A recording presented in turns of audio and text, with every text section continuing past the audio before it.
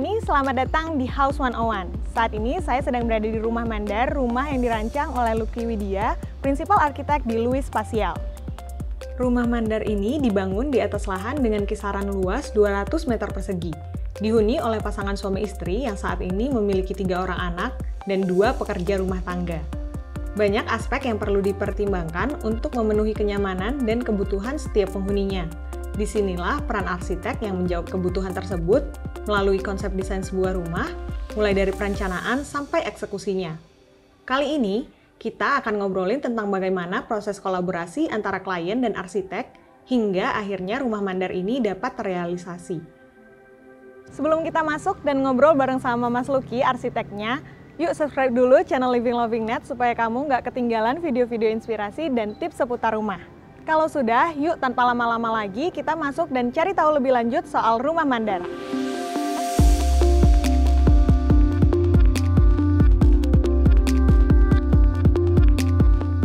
Halo Mas Lucky. Halo Mbak Fani. Iya, salam kenal. Ya. Enggak, silakan.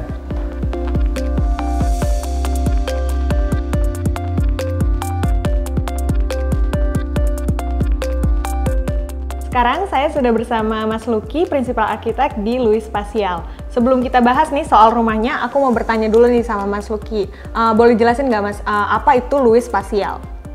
Kalau Louis itu sebenarnya biro desain ya. Kita memang fieldnya di arsitektur, desain interior, landscape, makanya namanya spasial gitu ya. Jadi yang memang berhubungan dengan space gitu ya. Louis itu saya mulai tahun 2012-2013 lah ya gitu. Jadi nggak terasa udah hampir 10 tahun ya gitu. Terus memang scope kerjanya saya memang banyaknya main di private residential sebenarnya. 80% lah, sekitar 80%. Sisanya kita juga ngerjain bangunan komersial sebenarnya gitu. Tapi yang memang skalanya mirip dengan rumah tinggal gitu ya. Jadi pendekatan mendesainnya juga seperti kayak bikin rumah gitu ya. Jadi kalau misalnya hotel gitu, bukan hotel yang high rise building gitu atau city hotel gitu, bukan, tapi kayak butik hotel gitu. Atau zaman sekarang kan banyak bed and breakfast gitu ya, lebih ke situ. Berarti Louis Spatial ini berbasis di Bandung ya Mas? Iya, basisnya di Bandung. Jadi kita studio di Bandung. Lalu saya sendiri juga orang Bandung, asisten atau tim saya juga orang Bandung semua. Ya semuanya berawal dari Bandung ya. Jadi saya mungkin sekitar 3-4 tahun pertama itu project banyak di Bandung. Akhirnya pindah kota, ya beberapa orang yang percaya, orang Jakarta, Bekasi, Depok. Salah satunya ini rumah yang di Tangerang Selatan. Betul, ini ya. Ya. Oke, kita bahas langsung ke Rumah Mandar ini. Konsep utamanya tuh apa sih Mas?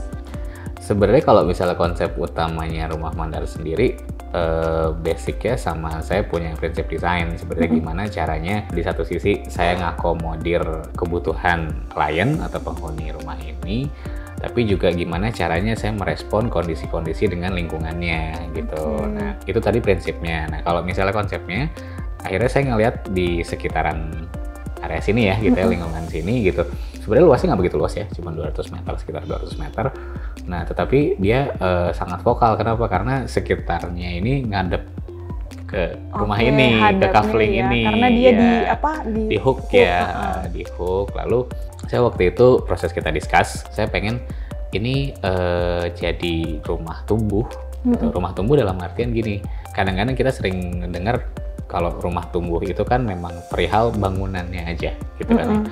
Kadang dilupain juga adanya rumah tumbuh karena kehidupan juga bertumbuh. Jadi kehidupan ini bertumbuh, rumah ini juga mudah-mudahan bisa jadi wadah yang tepat untuk bertumbuhnya kehidupan. Masih terkait konsep nih Mas. Dari Louis Spatial sendiri tuh ada ciri khas khusus nggak ya untuk desain atau pendekatan desainnya? Kalau pendekatan desain pasti.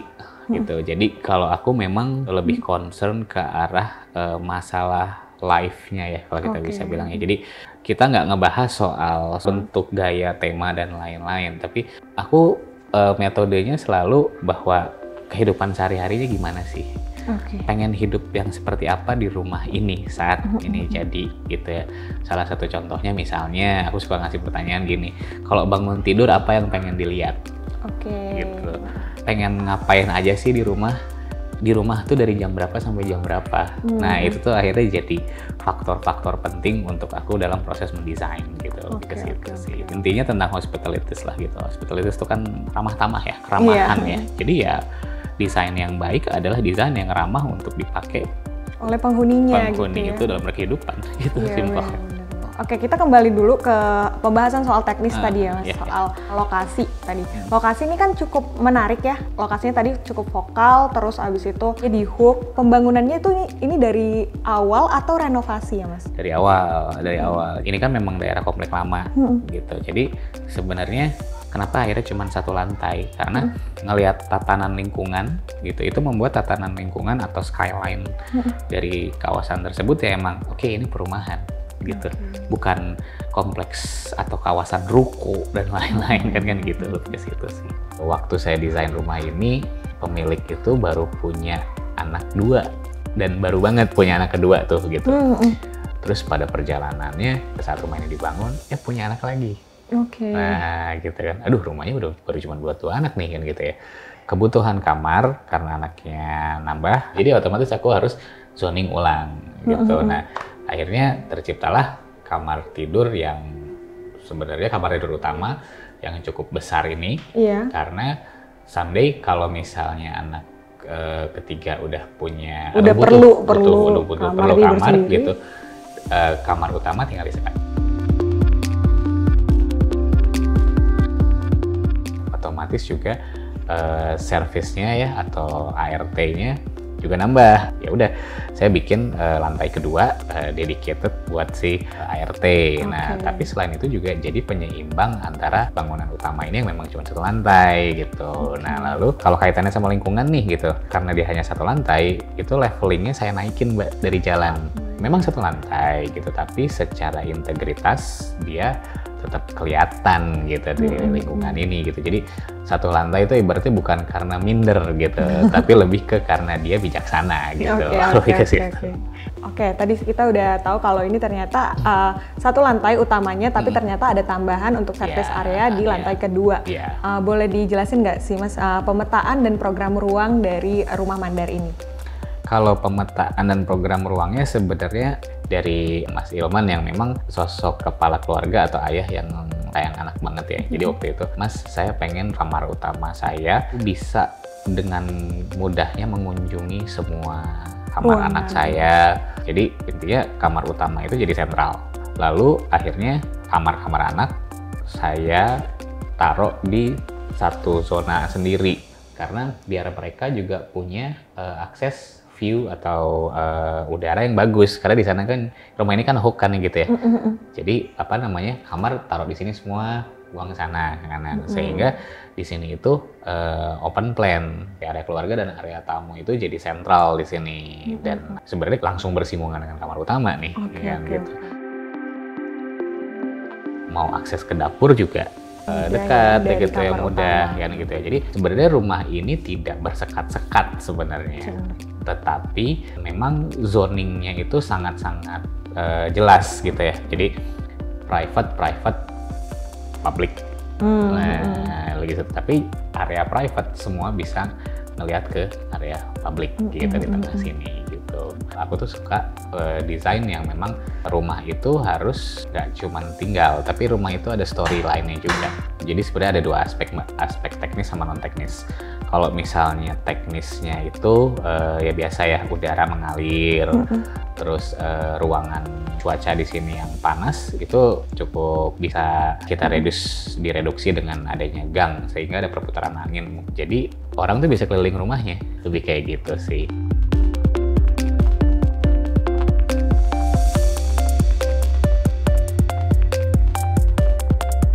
Kalau tadi berdua nih, sekarang aku udah bertiga nih. Ada Mbak Nadia juga dari Louis Spatial yang perannya dalam proyek Rumah Mandar adalah proyek arsitek ya Mbak? Iya.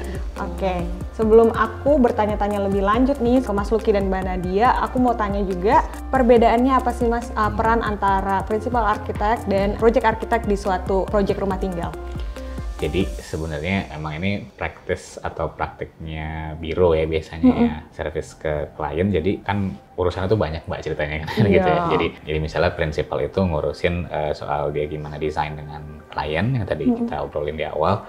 Terus juga dengan para kolaborator ya gitu ya, dalam hal ini kalau misalnya di project ini kontraktor, Paloka kebetulan namanya ya, terus juga dengan interior designer atau production ya gitu ya, kebetulan Kang Ipin namanya. Itu aku butuh dibantu lah ibaratnya, yang menjembatani aku. Dalam hal ini arsitek juga pasti butuh asisten ya kan gitu ya gitu, dan tugasnya mengassist ke semua jalannya pihak project tersebut. ini ya. Kadang-kadang kan tadi scope-nya itu berbeda-beda ya gitu. Nah, perannya pihaknya banyak gitu. Nah, Mbak Nadia ini yang membantu aku menjembatani proses tersebut lah ibaratnya gitu.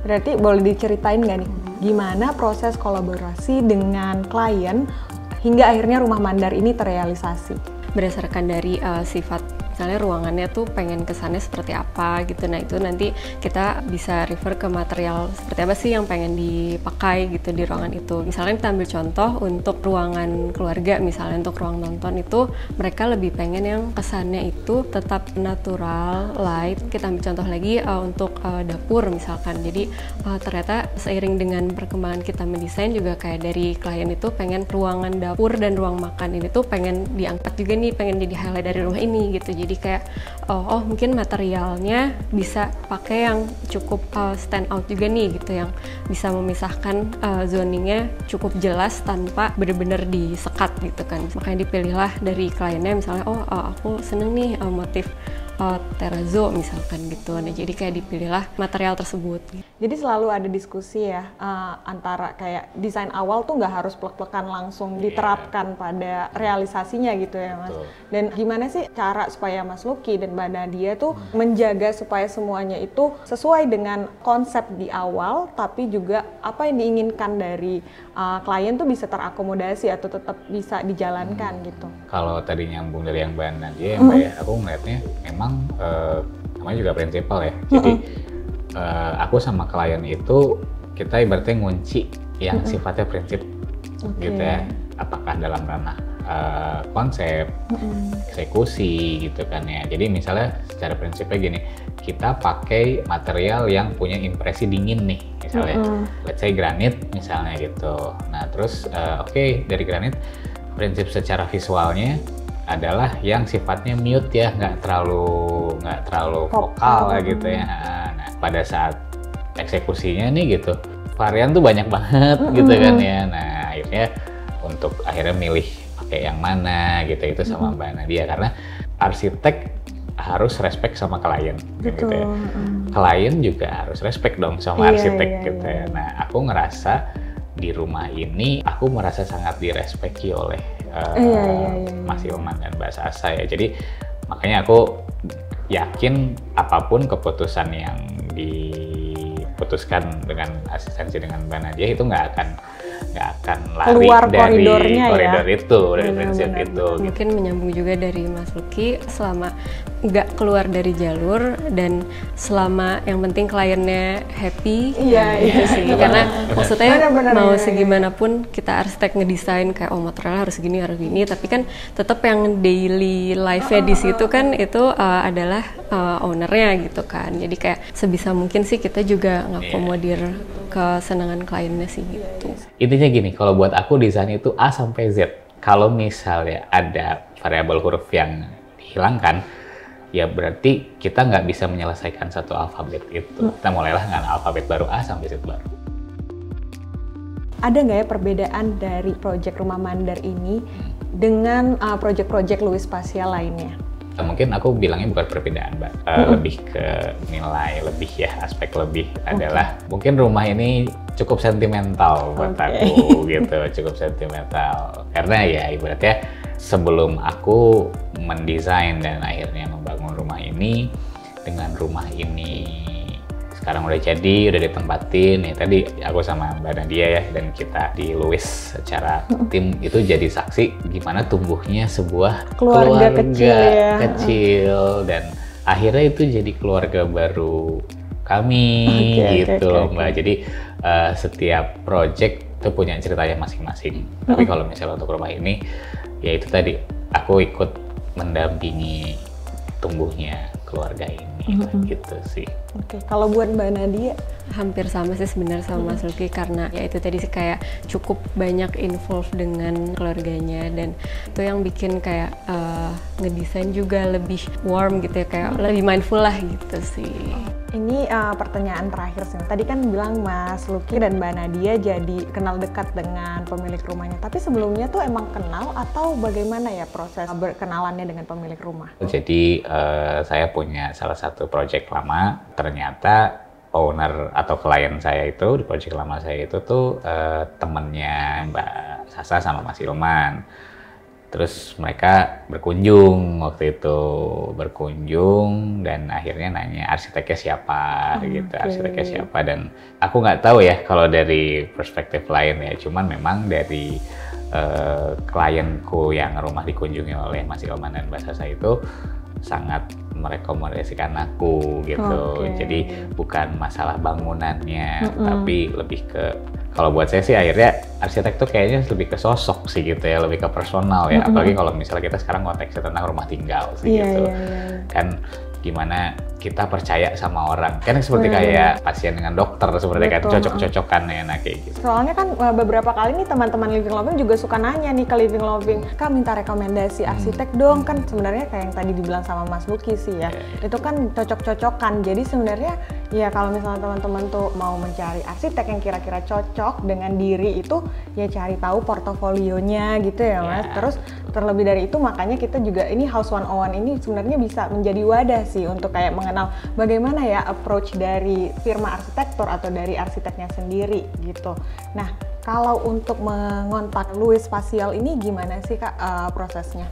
Sebenarnya kalau untuk prosesnya sendiri, kalau mau menghubungi kita bisa via email, dan emailnya sendiri di louis.spatial@gmail.com. Sebenarnya bisa juga dilihat kalau misalnya ada yang main Instagram, mungkin bisa lihat di bio Instagramnya ada email juga, jadi bisa merefer ke situ. Lebih baik sih untuk lewat email agar bisa apa yang disampaikan itu bisa terekam dengan baik gitu sih. Terdokumentasikan dengan baik gitu ya. Kalau misalnya lewat DM Instagram mungkin kurang formal dan takutnya ke skip gitu ya. Jadi kira-kira apa aja yang perlu disampaikan yang ada di dalam email itu?